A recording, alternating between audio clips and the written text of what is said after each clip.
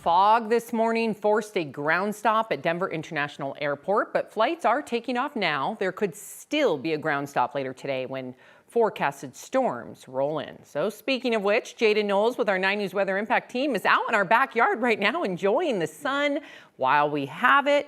Now today's storms could result in hail. Is that right, Jaden? Yeah, that's right, Sam. You know, right now it feels amazing out here. There's lots of sunshine. There's a little bit of cloud coverage starting to increase. But like Sam just mentioned, the biggest severe threat for us here in the metro will be large hail. But so far, if we take a look at our tower cams, I mean, you can really see it just looks kind of soupy out there. I like that term that Chris was using this morning. There's a lot of moisture in the atmosphere, and that's what's going to help drive storms as well as the sunshine. But I mean, as of right now, we're seeing a little bit of cloud cover, so hopefully that can help us limit the severe chances for this afternoon. So far, though, the upper 60s there at DIA. So there's your severe thunderstorm risk. As I mentioned, in the green, we're in a level 1, and then you can see a better chance for severe storms down towards the southeastern plains there, including Lamar. You could even possibly see some isolated tornadoes. But overall, we're going to talk about the timing and the details of how this is going to impact your day, of course, in our full forecast. Sam? Jaden, thank you. Breaking news at noon, a nonprofit organization in Broomfield is under secure status due to a threat outside of the building. Broomfield police say they are negotiating with a man in the parking lot of a precious child who is armed with a gun. Other buildings nearby are also being asked to secure their doors. Broomfield PD says a reunification point for parents who have children at a precious child is set up at 119th Avenue and Reed Street. We will, of course, continue to keep you updated on this story here and on 9 News Plus. And we just learned a 14-year-old boy has been arrested, accused of Sunday's killing of a 15-year-old girl in Aurora.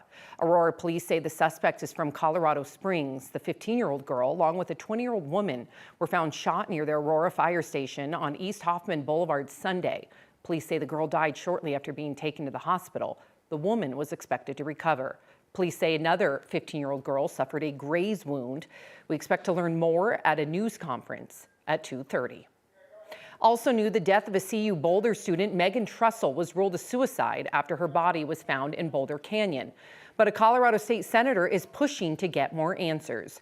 Trussell was reported missing from her dorm several days before her body was found. The autopsy showed she died from amphetamines and hyperthermia, but her parents didn't think detectives considered all factors. One of those is her missing phone that they say detectives thought was lost in the canyon, but the family later learned someone sold it at an Eco ATM. State Senator Janice Marchman is now asking State Attorney General Phil Weiser to have his office look into the forensic evidence, such as a tarp, bruising on her body, and undigested pills that appear to not have been tested or publicly addressed. Also, she calls out a lack of clear protocols ensuring minimum forensic procedures before ruling a death a suicide, and the delay in requesting CBI involvement despite early community and family requests. Today, the suspect in Sunday's attack on Pearl Street Mall in Boulder returns to court. It's the first of 2 hearings set before week's end. He faces both state and federal charges in the firebombing attack that hurt 15 people at a peaceful protest. 9 News reporter Brianna Fernandez has more. Today's court appearance is only for those state charges. Now, for this specific case, the district attorney says that they have enough evidence against the suspect for them to proceed. So let's break down what we can expect inside of that courtroom later this afternoon. In today's hearing, the Boulder DA's office will formally file charges against the suspect, Mohammed Solomon. Those state charges include attempted murder in the first degree and related charges. According to the district attorney's office, this will reflect whether individuals suffered physical injuries or serious bodily injury. Meanwhile, the total number of people hurt in Sunday's attack has gone up. We now know 15 people plus a dog were injured at a march to raise awareness about Israeli hostages held by Hamas. So this includes 8 women and 7 men between 25 and 88 years old. 2 victims, an older couple with severe burns, are still in the hospital. The suspect is accused of throwing Molotov cocktails at the group Sunday. Now, court documents say he admitted to planning the attack for about a year and admitted to investigators he would do it all over again. Now, the suspect is still in jail. He is being held on a $10 million bond. And again, today's court appearance will be for the state charges that starts at 3:30 this afternoon. And then tomorrow he will have his first court appearance for those federal charges. For now, I'm here in Boulder. Brianna Fernandez for 9 News. Brianna, thank you. A federal judge issued an order yesterday preventing the deportation of the Boulder attack suspect's wife and 5 children. One of the children is 18, the other are minors.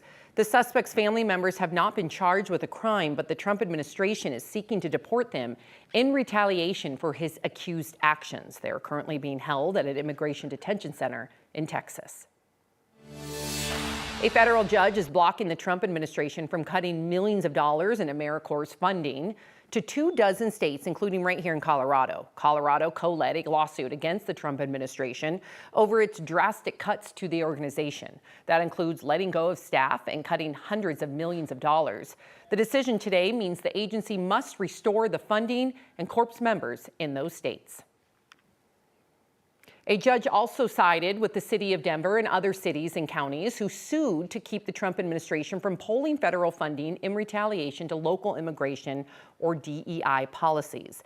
The judge issued a preliminary injunction yesterday blocking any funding freeze. The cities and counties argued the Trump administration can't revoke funding already approved by Congress. Denver says it would have lost $300 million in infrastructure funding and more than $500 million for Denver International Airport. Another person in Colorado has tested positive for measles. This is the 7th case tied to someone who was flying into Colorado from out of state, someone who passed through DIA. 4 of those cases were passengers on the Turkish Airlines flight on May 13th. The other 3 passed through the airport the next day. This latest case was a vaccinated adult in Denver who was on that flight, and the health department says that person went to the Trader Joe's on Logan last Thursday, King Soopers in Windsor on Friday, and the Glendale Target on Saturday. If you may have been exposed, if you went to any of these locations, you should keep an eye out for symptoms.